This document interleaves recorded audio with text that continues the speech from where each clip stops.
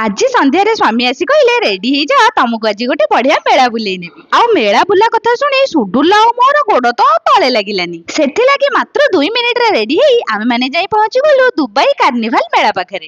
ଆଉ ମେଳା ଭିତରେ ବହୁତ ସୁନ୍ଦର ଭାବରେ ଲାଇଟ ଡେକୋରେସନ ସବୁ ହେଇଥିଲା। ଆଉ ସେଠାରେ ଏତେ ସୁନ୍ଦର ଏଫିଲ ଟାୱାର ହେଇଥିବାର ଦେଖି ଫଟୋ ଭିଡିଓ କରିବାରୁ ଆଉ ମୁଁ ନିଜକୁ ଅଟକେଇ ପାରିଲିନି। ଯାହା ବି କୁହନ୍ତୁ ସାଙ୍ଗମାନେ, ମେଳା ବୁଲିବାର ମଜା ହିଁ ଅଲଗା। ସେଠାରେ ଯେତିକି ବି ସୁନ୍ଦର ସୁନ୍ଦର ସ୍ପଟ ସବୁ ଥିଲା, ଆମେ ମା ପୁଅ ଯାଇ ସବୁଠି ଫଟୋ ଭିଡିଓ କରିଦେଲୁ। ତାପରେ ଆମ ସୁଡୁଲ ଆରମ୍ଭ ହେଇଗଲା ଗାଡି କିଣା। ଗାଡି କିଣି ସାରିଲା ପରେ ବି ତା ମନ ବୁଝିଲାନି ଯେ ଗାଡି ଦୋଳି ଖେଳିବ ବୋଲି ଜିଦି ଧରି ବସିଲା।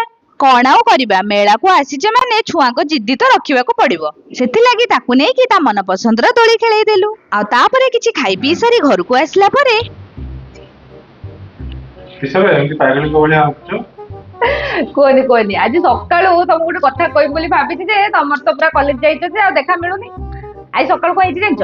ଆମ ଏଇ ଯୋଉ ଛକରେ ନୁହେଁ ନା, ଆମ ତଳେ ଯୋଉ ଛକ ଅଛି ଆମ ଟିକେ ଆଗକୁ ଯୋଉ, ସେ ଛକରେ ସିସିଟିଭି କ୍ୟାମେରା ଲାଗିଛି ଏଇ କିଛି ଦିନ ହେଲା। ହଁ ଏବେ ଲାଗିଛି।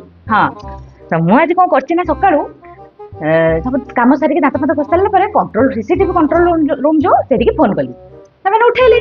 ଉଠେଇକି ମୁଁ ସେଠୁ ପଚାରିଲି, ମୁଁ କହିଲି ହ୍ୟାଲୋ, ସେମାନେ ବି କହିଲେ ହ୍ୟାଲୋ। ମୁଁ କହିଲି ଆପଣ ଯୋଉ ଆମ ଏଇ ଛକରେ ଯୋଉ ସିସିଟିଭିଟା ଲାଗିଛି ସେଟା କାମ କରୁଛି କି ନାହିଁ? ସେମାନେ କହିଲେ ହଁ କାମ କରୁଛି ତ, ପୁରା ପରିଷ୍କାର ଦେଖାଯାଉଛି ଆମକୁ। ମୁଁ କହିଲି ଆମ ଛକରେ ଯୋଉ ବରା ଦୋକାନଟା ଅଛି ସେଇଟା ତ ଆପଣଙ୍କୁ ଦେଖାଯାଉଥିବ କ୍ୟାମେରାରେ? ସେମାନେ କହିଲେ ହଁ ପୁରା କ୍ଲିୟର ଦେଖାଯାଉଛି, କଣ ହେଲା ତ କୁହନ୍ତୁ, ଅସୁବିଧା କଣ ହେଇଛି?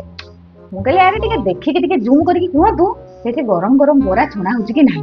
ନହେଲେ ଖାଲିଟାରେ କେମିତି ମୁଁ ଏଇନା ତଳକୁ ଯାଇକି ଏତେ ବାଟ ଯାଇକି ଆସିବି, ଯଦି ଗରମ ଗରମ ନ ଛଣା ହଉଥିବ ମୋର ଲାଭ କିଛିଟା ହବ କୁହ? ଦେଇ ସେମାନେ କଣ କହିଲେ? କେଜାଣି କଣ ପାଇଁ କେଜାଣି ଫୋନଟାକୁ କାଟିଦେଲେ। ମୁଁ କଣ ଭୁଲ ପଚାରିଲି କୁହ? ହେ ଭଗବାନ। ବିଶେଷ ସୂଚନା ସାଙ୍ଗମାନେ, ଏଇ ଜିନିଷଟାକୁ ଆପଣମାନେ ଘରେ କେବେ ବି ଟ୍ରାଏ କରିବେନି। ମୁଁ ବହୁତ ଚାଲାକ ଝିଅଟା ନା, ସେଥିପାଇଁ ମୁଁ ଏଇଟାକୁ ହ୍ୟାଣ୍ଡେଲ କରିଦେଲି, ଆପଣମାନେ ପାରିବେନି।